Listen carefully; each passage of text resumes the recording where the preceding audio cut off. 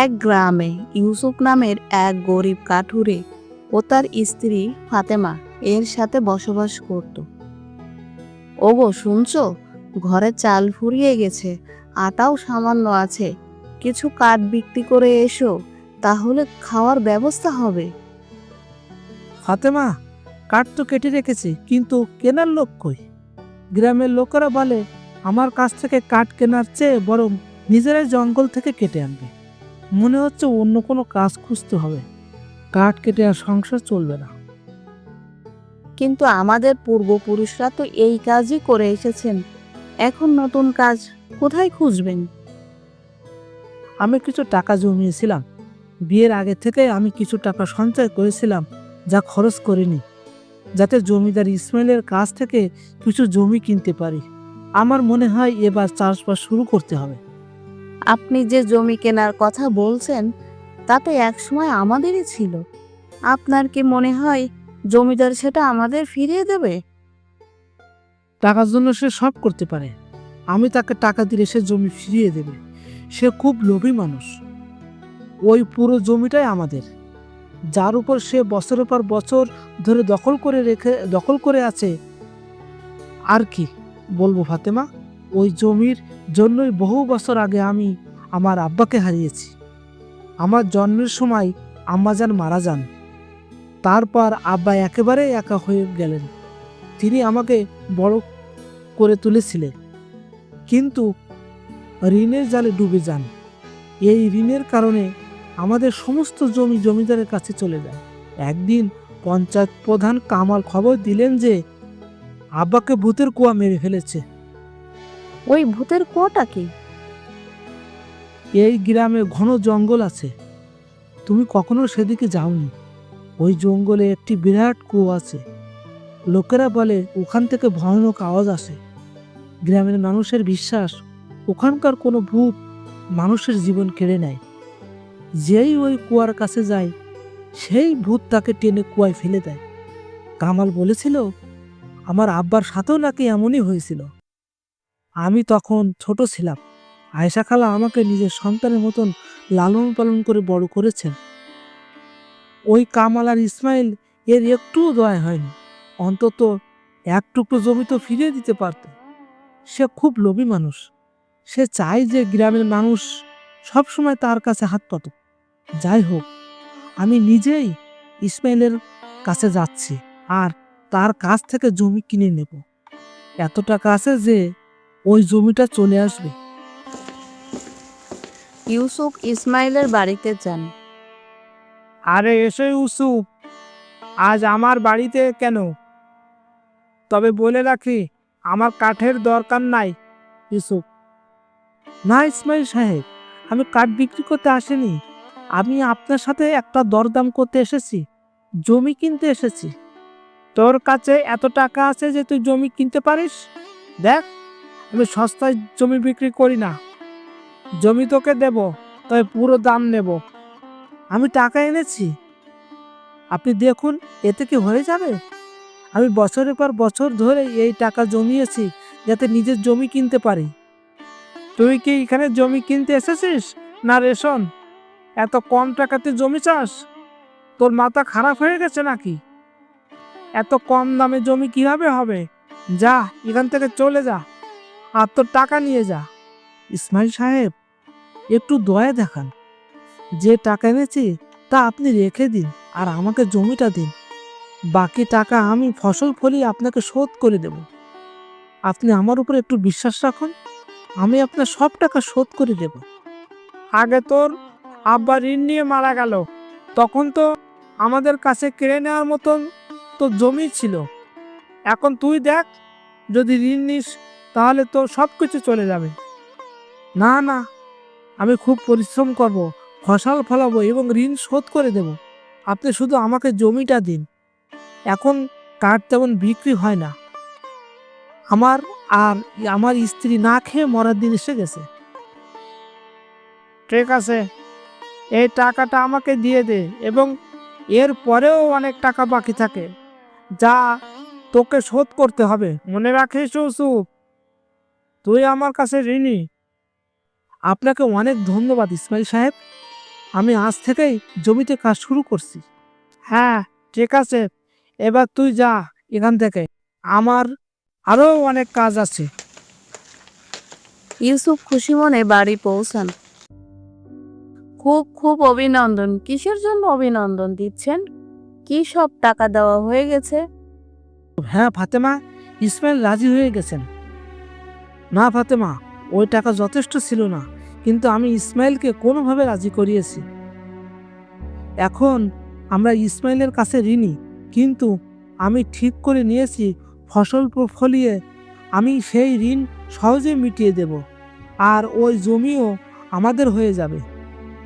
জানি না কেন, কিন্তু আমার ইসমাইলকে একদম বিশ্বাস হচ্ছে না। এটা কি তার কোনো চাল নয় তো? আরে তুমি বড্ড বেশি ভাবছো ফাতেমা, এমন কিছু নয়। সে আর কি চাল চালবে বলো? অর্ধেক টাকা তো সে নিয়েই নিয়েছে, আর বাকি টাকাটা আমি তাকে শোধ করে দেব। সোজা কথা তো, এটা কি ভাবার আছে? আচ্ছা ঠিক আছে, আমার এখনো তাকে বিশ্বাস হচ্ছে না। আমি মাঠে যাচ্ছি, গমের ফসল ফলাবো।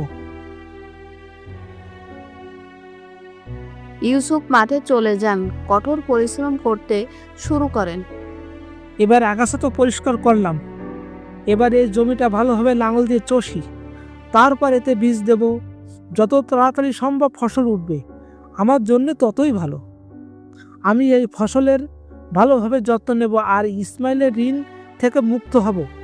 মনে হয় আল্লাহরও এটাই ইচ্ছা, তাই তো আমার কাজ এত তাড়াতাড়ি হয়ে গেল। আরে ইউসুফ, তুই এই মাঠে কি করছিস? এখান থেকে বাইরে আয়, না হলে কামাল আর ইসমাইল খুব ঝামেলা করবে। আরে খালা, এখন আর ভয়ের কিছু নেই। আমি এই জমি কিনে নিয়েছি। আমি বছরের পর বছর ধরে টাকা জমিয়েছিলাম, তাই দিয়ে জমি কিনে নিলাম। তবে সেই টাকা পুরো ছিল না, তাই এখনো ইসমাইল এর কিছুটা ঋণ আমার উপর বাকি আছে। আমি খুব তাড়াতাড়ি সেটাও শোধ করে দেব, তাই তো জমি তো তাড়াতাড়ি কাজ করছি। বাবা, বহু বছর আগে তোর আব্বাও এমন ঋণ নিয়েছিলেন। আজ এই ঋণের কারণে তোমাদের সব জমি কামাল আর ইসমাইলের কাছে। বাবা, যেই তোদের কাছ থেকে ঋণ নিয়েছে আজ পর্যন্ত কেউ শোধ করতে পারেনি, সুদ বাড়তেই থাকে। তুই কেন এমন করলি? তারা সব সময় গ্রামের মানুষদের এভাবে লুটে এসেছে। ওই ভূতের কুয়ো নয়, ওই দুজনেই ভয়ানক। না খালা, এত চিন্তা করো না, সব ঠিক হয়ে যাবে। আমি ঋণ শোধ করে দেব। ইসমাইল আমার সাথে ভালোভাবে কথা বলেছেন, তিনি বলেছেন আমি যেন তাড়াতাড়ি ঋণটা শোধ করে দিই। ওই ঘটনা তো ভূতের কুয়ার কারণে হয়েছিল। কামাল আর ইসমাইল এমন করতেই পারে না। তারা তো অত খারাপ নয় যতটা আপনি ভাবছেন। তুই যতটা ভালো তাদের ভাবিস, তারা ততটা ভালো নয়। যাই হোক, আমি চলি, তুই তোর জমিতে ভালোভাবে কাজ করিস। আয়শা খালা চলে যান। ইউসুফ মাঠে গমের বীজ দিয়ে দেন। এবার বীজ তো দিলাম, আর মাটিও ভালো করে নরম করেছি। এবার বাড়ির দিকে যাই, আমার ফসল ভালোভাবে উঠবে আর সব ভালো হবে।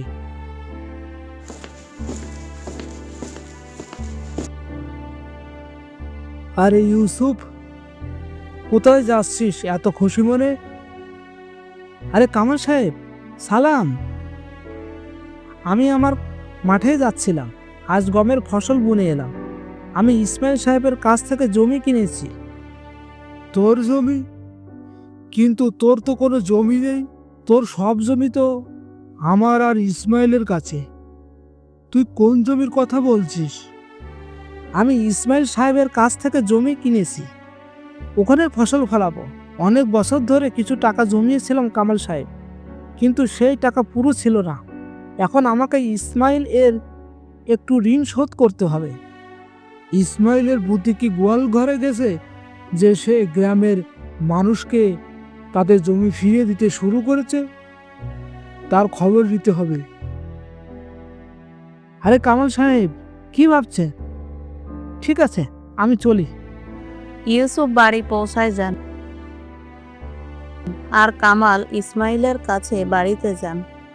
আরে ইসমাইল, তোর বুদ্ধি ঠিক আছে তো? তুই ইউসুফকে তার জমি ফিরিয়ে দিয়েছিস। তুই এমন কেন করলি? তুই একবার আমাকে জিজ্ঞেস করলি না? আমার উপর কি তোর ভরসা নেই?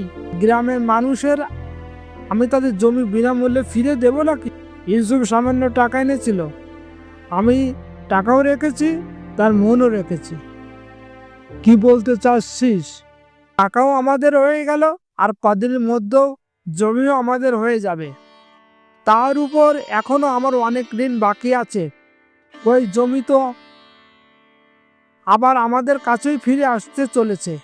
তুই এক চিন্তা করিস না, আমার কাছে পরিকল্পনা আছে। তাহলে ঠিক আছে ভাই, তোকে আমার বিশ্বাস আছে, আমি চলি। আরে ফাতেমা, আমি ফসলে বীজ দিয়ে এসেছি। এবার আমাদের ঘরে খুব তাড়াতাড়ি সুখ আসবে, দেখিস। আমি একজন খুব ভালো কৃষক হব। আচ্ছা ঠিক আছে। রাধা খালা বলছিলেন যে তার প্রতিবেশীর কাঠ দরকার। সে একটু অসুস্থ, তাই সে জঙ্গলে যেতে পারবে না। তাই একটু কাঠ কেটে নিয়ে এসো। আচ্ছা ঠিক আছে, রাত হতে চললো, তার আগেই কাঠ কেটে নিয়ে আসি। কাঠ থেকে কিছু টাকা তো পাওয়া যাবে। ইউসুফ জঙ্গলে চলে যান।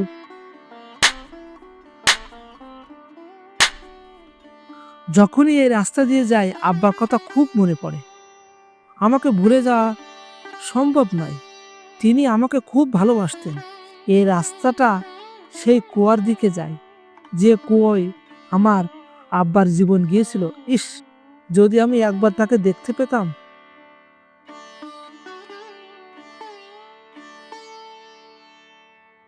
কাঠগুলো আয়শা খালার বাড়িতে রেখে দিই, তিনি নিজে তার প্রতিবেশীকে দিয়ে দেবেন। আয়শা খালা, দেখুন আমি কাঠ নিয়ে এসেছি। আরে ইউসুফ, তোর টাকাটা নিয়ে যা। সে আমাকে আগেই দিয়ে রেখেছিল। ঠিক আছে, এবার আমি বাড়ির দিকে যাই। ইউসুফ বাড়ি পৌঁছায় যান। এসো এসো, আজ আপনি খুব কাজ করেছেন। আমি খাবার তৈরি করে রেখেছি। বাহ বাহ, স্ত্রী তো এমন হওয়া উচিত। দাও ফাতেমা, খুব বেশি খিদে লেগেছে। ফাতেমা, আজ আমি খুব খুশি। জমিও পেলাম, ফসলও বুনেছি। আমাদের ভালো দিন আসবে, এবার সব ঠিক হয়ে যাবে। তুমি এবার রানী হয়ে থাকবে। স্বপ্ন তো ভালো, স্বপ্ন তো দেখা ভালো, কিন্তু কোথাও ভেঙে না যায়। শুভ কথা বলো, এমন কিছু হবে না। আমাদের ফসল ভালোভাবে উঠবে, আমাদের ঋণও শোধ হয়ে যাবে। আচ্ছা ঠিক আছে, এবার একটু বিশ্রাম করে নাও।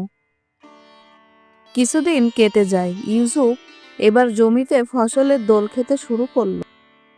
দেখছিস কামাল, ইউসুফের জমিতে কি দারুণ ফসল ফলেছে। এবার তাকে ঋণের কথা মনে করে দেওয়ার সময় এসেছে। তোর পরিকল্পনা অনুযায়ী কাজ করা শুরু কর, ওই জমি ফিরিয়ে নে। তা না হলে ওই গরিব কাঠুরে এবার ধনী হয়ে যাবে। গ্রামের মানুষ ইউসুফের বাড়ির সামনে জড়ো হয়েছেন। শোনো শোনো শোনো গ্রামবাসী, প্রতারণের গল্প শোনো। কি হয়েছে কামাল সাহেব, ইসমাইল সাহেব, আপনারা দুজনে এত চিৎকার করছেন কেন? আরে আয়েশা, তোকে কি বলবো, এই ইউসুফ তো এত বড় প্রতারক বের হলো। আমাদের অনুমতি ছাড়া আমাদের জমিতে ফসল বুনে ফেললো, উপরন্তু সে আমাদের কাছে ঋণীও। আরে কামাল সাহেব, আপনি এসব কি বলছেন? আমি টাকা দিয়েছি, আর বাকি টাকা দিতে চলেছি। তুই কত বড় মিথ্যাবাদী! তোর কাছে কোনো সাক্ষী আছে? তুই টাকা দিসনি। তুই সেদিন আমার কাছ থেকে টাকা ধার নিয়েছিলি, আর এত ঋণ নিয়ে তারপর তুই আমারই জমিতে ফসল ফলাচ্ছিস। ওই জমি আমাদের, আর ওই ফসলও, বুঝেছিস? তুই তো আমার কাছ থেকে টাকা ধার নিয়ে এসেছিলি, তোকে সেই টাকা শোধ করতে হবে। ওই জমি প্রথম থেকেই আমার। আপনি কি গল্প বানাচ্ছেন? আমি কবে আপনার কাছ থেকে টাকা নিয়েছিলাম? আমি তো আপনাকে জমি টাকা দিয়ে এসেছিলাম, এটাই তো আমাদের কথা হয়েছিল। দেখো দেখো, এ কত মিথ্যা বলেছে। গ্রামের একজন সম্মানিত মানুষকে মিথ্যা প্রমাণ করার চেষ্টা করছে। আমি তোকে ছাড়বো না। গ্রামবাসী, ওকে খুব মারো। না না না, আমার স্বামীকে ছেড়ে দাও, এমন করো না। তোমরা তোমাদের জমি রেখে দাও, আর আমরা আমাদের ঋণও শোধ করে দেব। কিন্তু ফাতেমা, আমি কোনো টাকা নিইনি। আল্লাহর জন্য এখন আপনি চুপ করুন, আমি সব জানি।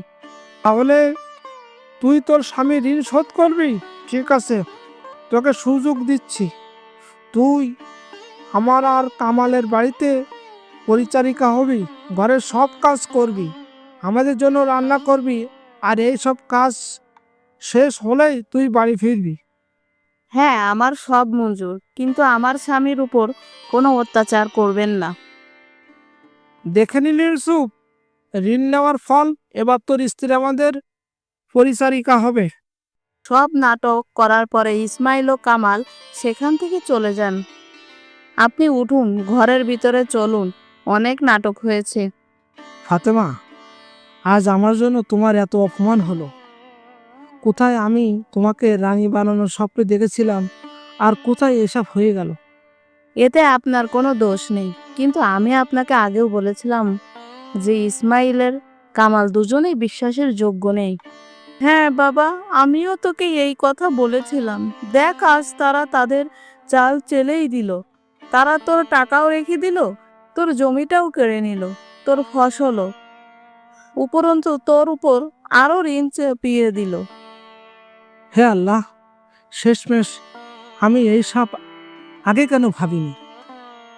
আপনি কাঁদবেন না, সব ঠিক হয়ে যাবে, আমরা সব ঠিক করে দেব। কি ঠিক করে দেবে? তোমাকে গিয়ে তাদের বাড়িতে পরিচারিকার কাজ করতে হবে। আমি নিরুপায়, এখন আমাকে ওই কাজ করতেই হবে, তবে আমাদের ঋণ শোধ হবে। যদি আমার জীবনের কথা হয়, তাহলে তার একটা উপায় আছে। আজ রাতে যখন ফাতেমা ঘুমিয়ে পড়বে, আমি কুয়োর কাছে যাব। যে কুয়োয় আমার আব্বার জীবন গিয়েছিল, আমি নিজেও নিজের জীবন দিয়ে দেব। রাত হয়, ফাতেমা ঘুমিয়ে পড়তে ইউসুফ কুয়োর দিকে চলে যান। বেঁচে থাকতে আমি আব্বার সাথে তো থাকতে পারলাম না, কিন্তু এবার আমাদের মৃত্যু একই জায়গায় হবে। আমি সেই কুয়োর কাছে পৌঁছে গেছি। কুয়ো, আজ আমাকে খেয়ে ফেলো। আমি ক্লান্ত। দারিদ্র্য আর ঋণের বোঝার কারণে আমার শ্বাস এমনিতেই বন্ধ হয়ে আসছে। তুমি সত্য কথা বলো, তুমি আমার আব্বাকেও মেরে ফেলেছো। আজ আমি তোমার কাছে এসেছি নিজের ইচ্ছায়, আমাকেও খেয়ে নাও। আমি কারো জীবন নেয়নি, আমি কোনো মানুষকে খাইনি, আজ পর্যন্ত কেউ আমাকে দেখেনি, তাই সবাই আলাদা আলাদা গল্প বানিয়েছে। কিন্তু আজ আমার ছেলে আমার সাথে দেখা করতে এসেছে। আমি তোমার আব্বা। এ কিভাবে হতে পারে? তুমি তো একটা পাখি।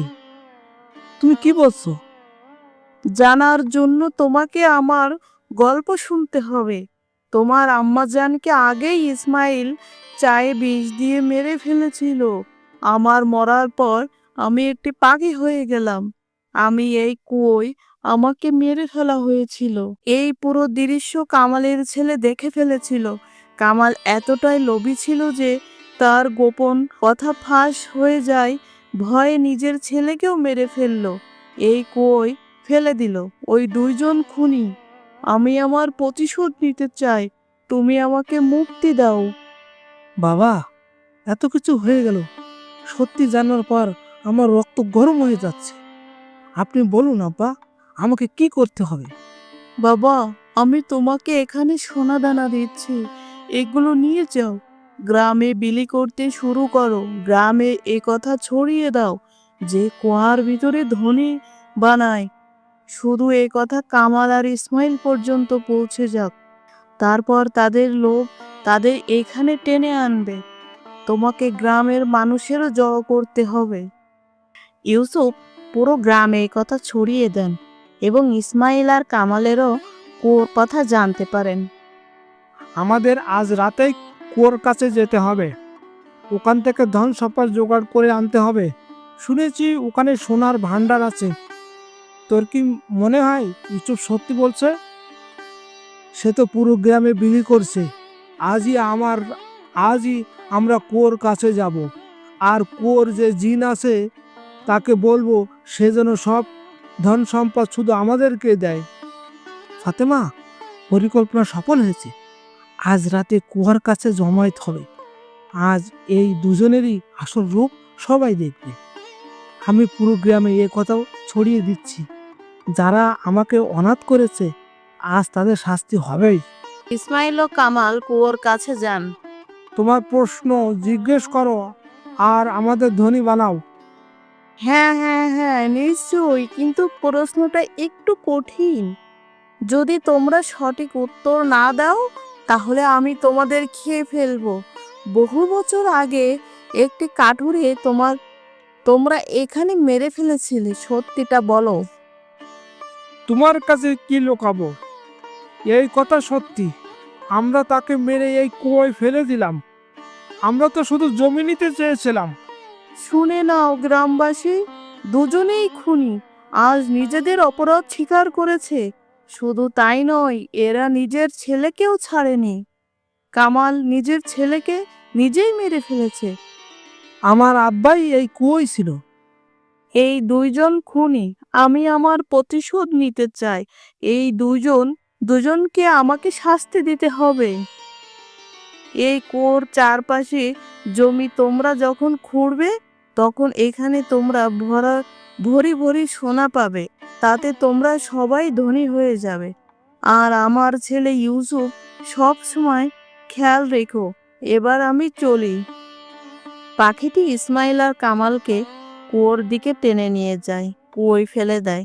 গ্রামের মানুষ কুয়োর চারপাশে জমি করে সবাই প্রচুর ধন সম্পদ পান। গ্রামের মানুষ ইউসুফকে গ্রামের পঞ্চায়েত বানিয়ে প্রধান করে রাখে। এভাবে ইউসুফ তার আব্বাকে মুক্তি দেন, ইসমাইল ও কামালের প্রকোপ থেকে গ্রামকে বাঁচান।